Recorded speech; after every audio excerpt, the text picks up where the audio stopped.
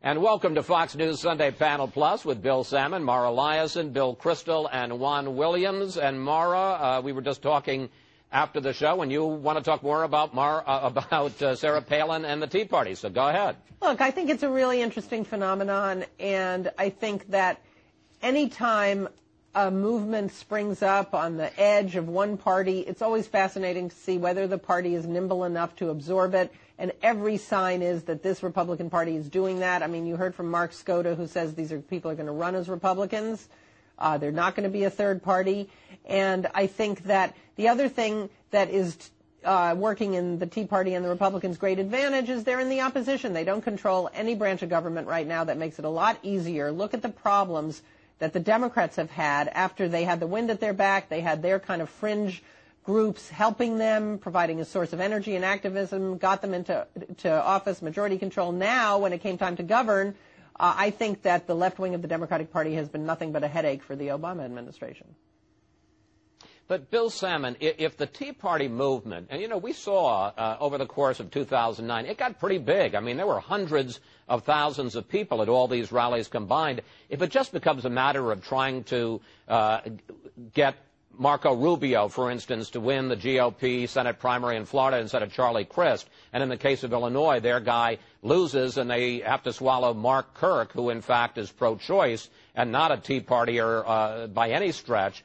I mean, doesn't a lot of the air go out of the movement?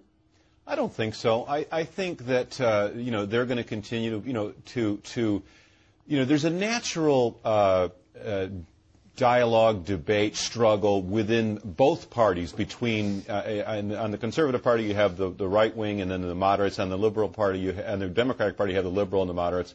And so I think you're going to have that natural tension anyway. I think what the Tea Party does is sort of galvanize the right wing and sort of, part of being in the political wilderness after the election of Barack Obama and the supermajority in the Senate and the big majority in the House is Republicans have to sort of, find their way and remember what they stand for. And just as the Move On Party, the MoveOn.org operation sort of pulled the Democrats leftward after Bill Clinton's sort of moderate position, remember, we bought it, we own it, we've got this party now, and we're going to take it. Well, so too has the Tea Party now pulling it rightward, and I think that's a natural, almost healthy development in response to Obama's leftist agenda, his expansion of government, the staggering unsustainability of debt, the big spending programs. I think you're going to see a party spring up in response to those things, and that's what they are.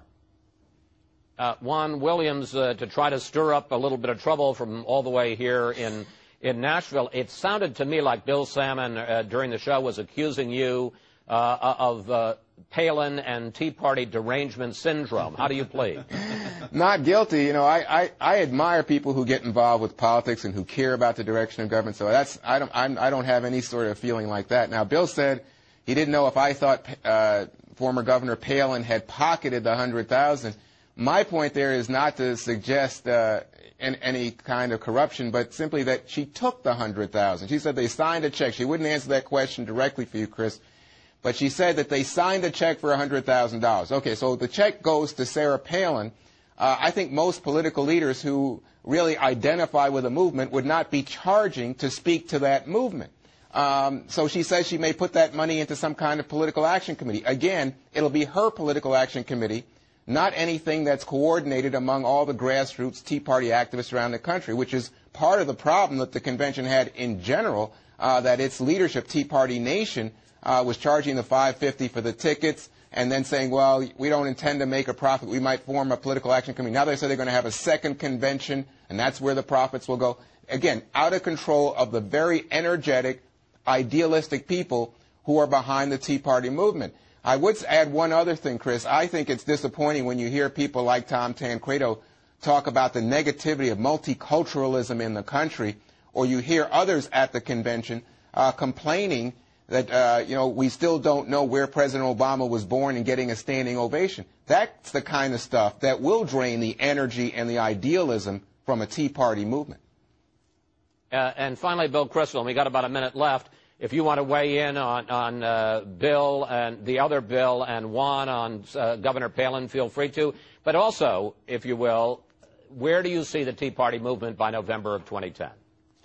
I mean, I think you mentioned that Mark Kirk, the moderate, sort of well-respected congressman from Illinois, won the Senate primary easily. I guess I mentioned that, too, on the show.